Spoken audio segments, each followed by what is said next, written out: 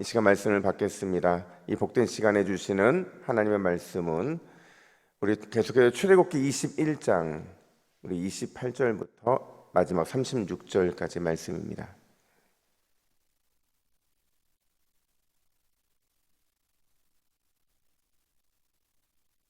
구약 114면 출애굽기 21장 38절부터 36절까지 이렇게 사랑을 실천하라라는 제목으로 오늘 말씀을 받습니다. 우리 28절부터 교독합니다. 소가 남자나 여자를 받아서 죽이면 그 소는 반드시 돌로 쳐서 죽일 것이요 그 고기는 먹지 말 것이며 임자는 형벌을 면하려니와 소가 본래 받는 버릇이 있고 그 임자는 그로 말미암아 경고를 받았을 때 단속하지 아니하여 남녀를 막론하고 받아 죽이면 그 소는 돌로 쳐 죽일 것이고 임자도 죽일 것이며 만일 그에게 속죄금을 부과하면 무릇 그 명령한 것을 생명의 대가로 낼 것이요 아들을 받든지 딸을 받든지 이 법규대로 그 임자에게 행할 것이며 소가 만일 남종이나 여종을 받으면 소 임자가 은 30세겔을 그의 상전에게 줄 것이요 소는 돌로 쳐서 죽일지니라. 사람이 구덩이를 열어두거나 구덩이를 파고 덮지 아니하므로 소나 나귀가 거기에 빠지면 그 구덩이 주인이 잘 보상하여 짐승의 임자에게 돈을 줄 것이요 죽은 것은 그가 차지할 것이니라. 이 사람의 소가 저 사람의 소를 받아 죽이면 살아있는 소를 팔아 그 값을 반으로 나누고 또한 죽은 것도 반으로 나누려니와 함께 있습니다. 그 소가 본래 받는 버릇이 있는 줄을 알고도 그 임자가 단속하지 아니하였으면 그는 소를 갚을 것이요 죽은 것은 그가 차지할 것이니라. 아멘. 여러분, 율법에는 두 기둥이 있어요. 여러분, 어떤 기둥이 있냐면 하나님께서는 이 율법을 주신 이유를 이 기둥에 설명을 해놓고 있는데 이 두 기둥을 삶에서 실천하는 것이 율법에 따르는 삶이다라는 것을 보여주세요. 그 기둥이 뭐냐? 하나는 하나님 사랑이라는 기둥이고 또 하나는 이웃 사랑이라는 기둥이죠. 그러니까 하나님을 어떻게 사랑할 것인가 그리고 이웃을 어떻게 사랑할 것인가라는 것이 바로 율법을 떠받치고 있는 핵심 기둥이라는 겁니다. 그러면 중요한 질문 하나 드릴게요. 만약에 이 두 기둥 중에서 하나가 무너지면 율법이 온전할까요? 예, 절대로 온전하지 않습니다. 이 둘 중에서 하나라도 무너지게 되면 절대 율법을 온전할 수가 없어요. 이게 바로 율법의 원리였다라는 겁니다. 여러분, 우리가요 지금 새벽에 계속 율법의 기둥 갖고 얘기를 나누고 있습니다. 근데 이 이야기들이요 앞부분은 하나님 사랑에 대한 부분을 나눴다고 한다면 지금 우리가 하고 있는 내용은 이웃사랑, 즉 어떻게 이웃을 사랑할 것인가에 포커스가 맞춰서 이 율법에 대한 이야기가 진행이 되고 있는 거예요. 특별히 오늘 본문에서도 어떻게 이웃을 사랑해야 되는가에 대한 구체적인 말씀을 해주고 계신데 특별히 오늘은 어떻게 이웃을 실제적으로 사랑으로 실천해야 되는가에 초점이 맞춰져 있다고 볼 수가 있어요. 두 가지인데요. 첫 번째로 치밀하게 사랑하고 미래지향적으로 사랑해야 된다. 오늘 본문은 이걸 말해주고 있다라는 거예요. 여러분, 사실 오늘 본문을 읽으면서 저도 그런 생각은 안 해봤는데 갑자기 그런 생각이 드는 거예요. 어떤 생각이냐면 지금 이스라엘 백성들이요 광야에 있잖아요. 그렇죠? 광야에 있으면 사실 오늘 이 본문 내용과는 약간 거리가 있는 겁니다. 왜냐하면요 여러분, 오늘 본문에서 가장 많이 등장하는 동물이 뭐예요? 소예요. 소. 여러분, 소는요 농경사회에서나 필요한 거예요. 광야에 있는 이스라엘 백성들에게 소가 필요한 이유는 제사 하나밖에 없거든요. 그런 의미에서 어떻게 보면 이 소라는 동물은 지금 하나님께서 요 소와 관련되어 있는 규례를 말씀하고 계신다. 그리고 농경사회에 들어갈 이야기를 말씀하고 계신다라는 것은요 지금 앞으로 40년 뒤에나 일어날 일들을 미리 말씀하고 계신다라고 볼 수가 있어요. 지금 당장에 필요한 것도 아닌데 앞으로 40년 뒤에나 가나안 땅에 정착하고 농경사회가 시작되고 진짜 소가 필요할 때에나 소와 관련된 법을 말씀하고 계셔야 되는데 지금 말씀하고 계신다는 건 그럼 뭘 말해주고 있냐면 여러분 하나님의 사랑이요. 그러니까 이스라엘 백성들을 향한 하나님의 사랑이 얼마나 치밀하고 또 얼마나 미래지향적인가를 보여주고 있다라는 거예요. 그러니까 그들의 입장에서는 지금 하나님께서 이런 말씀을 들려주고 계신다는 건 어떤 의미가 있냐면, 너희가 하나님을 닮은 백성들이라고 한다면, 너희가 언약의 하나님의 백성들이라고 한다면 너희도 하나님처럼 그렇게 치밀하고 더욱 미래지향적으로 누군가에게 사랑을 하고 섬겨야 된다라는 것을 근간으로 말씀하고 계신다라는 거예요. 여러분, 사실 오늘 본문은요, 다양한 이웃사랑의 예를 말씀하고 계신데 그 핵심이 뭐냐면요, 사람 사랑이에요. 어떻게 이웃을 사랑할 것인가 하는 것이 오늘 본문의 핵심이라는 거죠. 소가 사람을 받아 죽였을 때 고의냐 아니냐 하는 것이 굉장히 중요합니다. 그러니까 소의 주인이 이웃, 다시 말하면 다른 사람을 위해서 자신의 소를 잘 관리했느냐, 그게 바로 오늘 본문의 핵심이라는 거죠.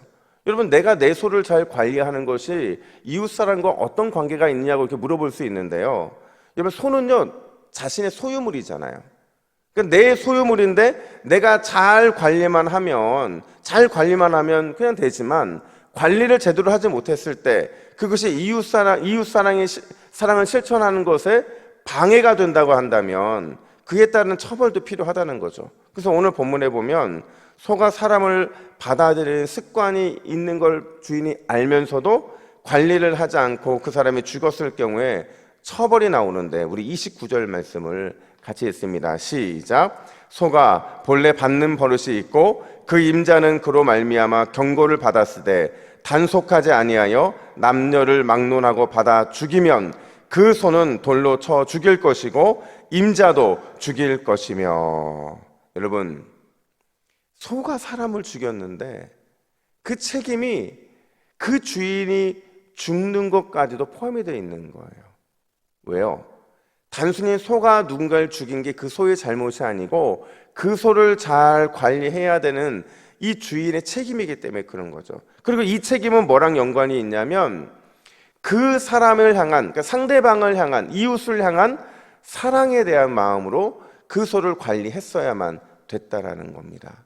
이게 오늘 본문에서 말해주고 있는 이웃사랑의 한 부분이라는 거예요. 물론 오늘 본문에 보면 속죄금이라는 게 등장을 합니다. 그러니까 사람을 죽였기 때문에 무조건 사람을 똑같이 죽여야 되는, 그걸 배상할 수 있는 배상금을 줄 수 있는 기회도 있지만, 여러분, 이 배상금을 포함해서 우리가 비록 이웃을 사랑하지 못했다는 게 굉장히 큰 죄 같아 보이진 않지만, 이웃에 대한 배려와 사랑을 실천하지 못한 것에 대해서는 하나님께서 반드시 혹독한 대가를 치르게 하셨다라는 거예요. 그러니까 이게 참 무서운 표현인 겁니다.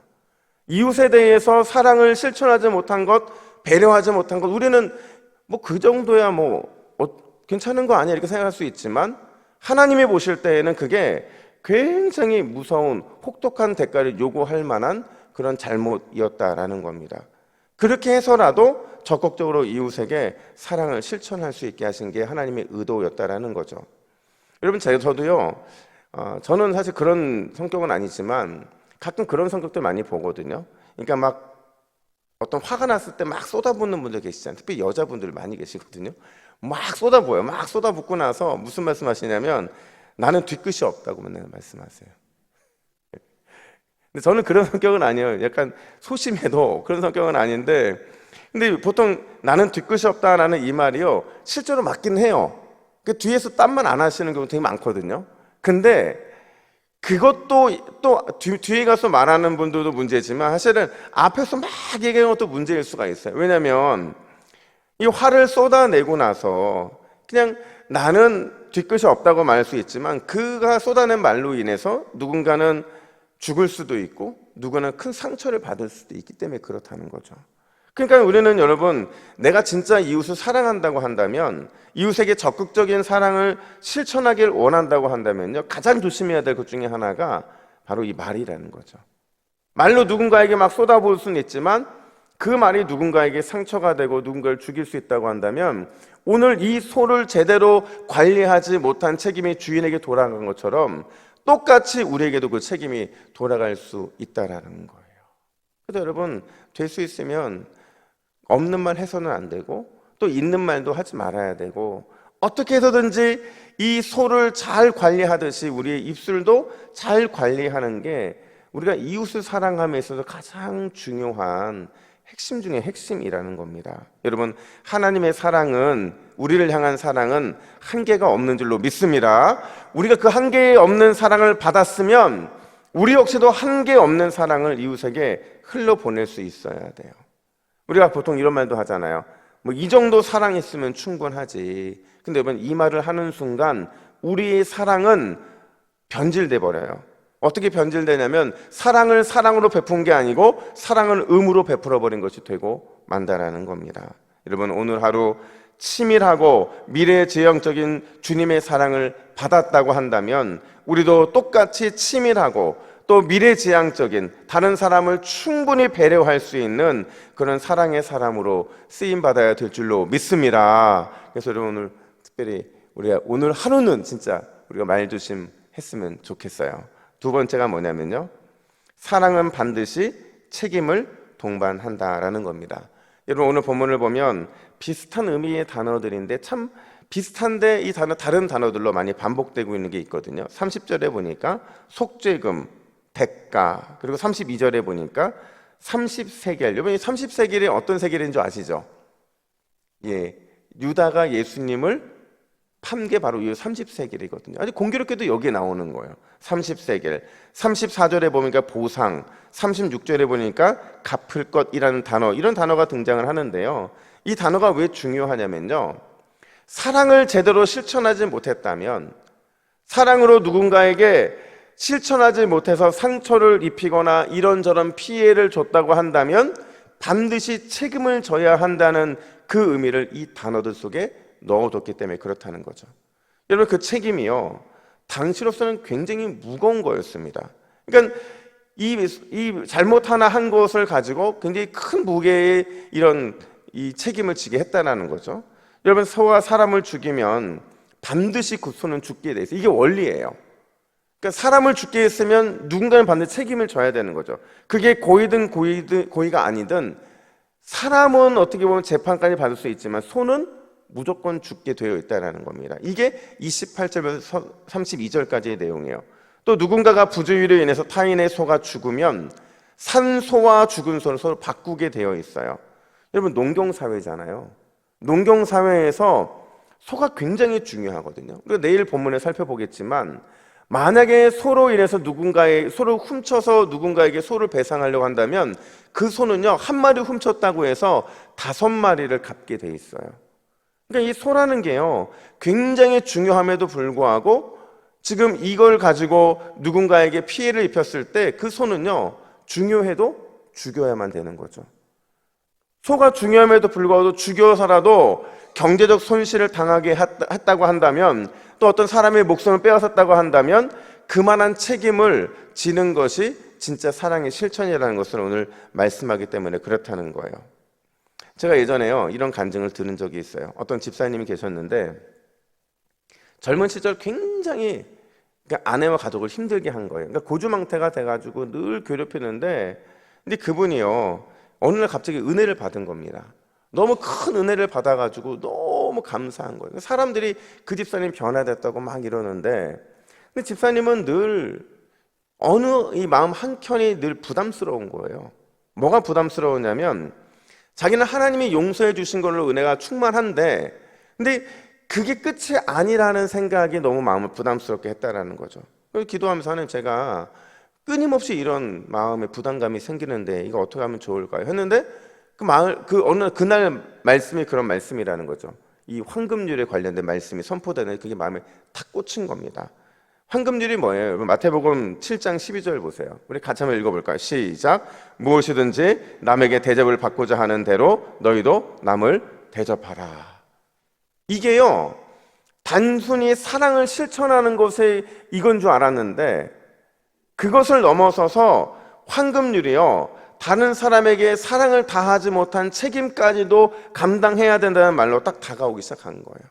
그래서 이분이 집에 가셔서 자기가 늘 고주망태가 돼서 괴롭혔던 아내, 그리고 그 자녀들에게 지금 비록 나는 새 사람이 되었지만 그때의 그 일에 대해서 반드시 이 책임을 져야겠다는 마음으로 무릎 꿇고 용서를 구했다고 하시더라고요.